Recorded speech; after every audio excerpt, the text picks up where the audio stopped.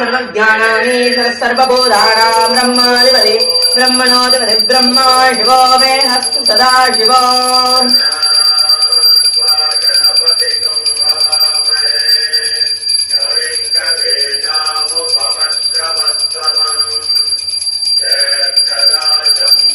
ॐ तत्पुरुषाय विद्महे महादेवाय धीमहि तन्नो रुद्रः प्रचोदयात् त्र्यम्बकं यजामहे सुगन्धिं पुष्टिवर्धनम् उर्वारुकमिव वन्दनात् हृद्योर्वृक्षे यमामृतात् नमस्ते हस्तु भगवन् विश्वेश्वराय महादेवाय त्रयम्बकाय त्रिपुरानन्दकाय त्रिकालाय कालाय रुद्राय नीलकण्ठाय मृत्युञ्जयाय सर्वेश्वराय सदाशिवाय श्रीमन्महादेवाय नमः।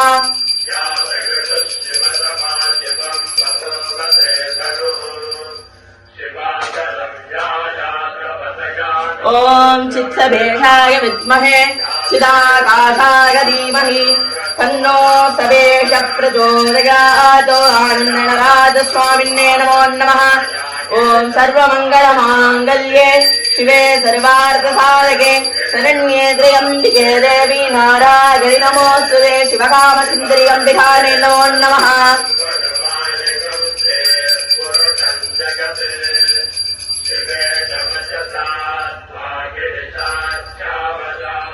ॐ श्रीराजाधिराजाय प्रसज्ञदाहिने नमामयं भगेः श्रवणाय दुर्महे समे कामान् कामकामाय मध्यं कामे सर्वमयी श्रवणो ददातु कुबेराय वै श्रवणाय महाराजाय नमः।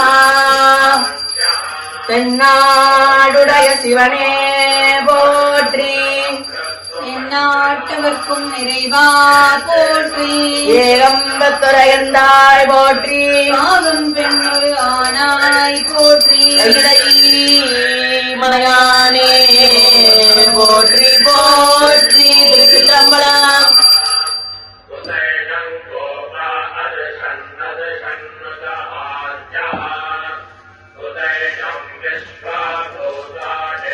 ओम श्री श्री शिवकामसुन्दरीम्बिका समेत श्री श्री श्री नटराजस्वामिनः आनिमास उत्तर नक्षत्रकाल विशेष पूजां योगदीपाराधनै दर्शयामि।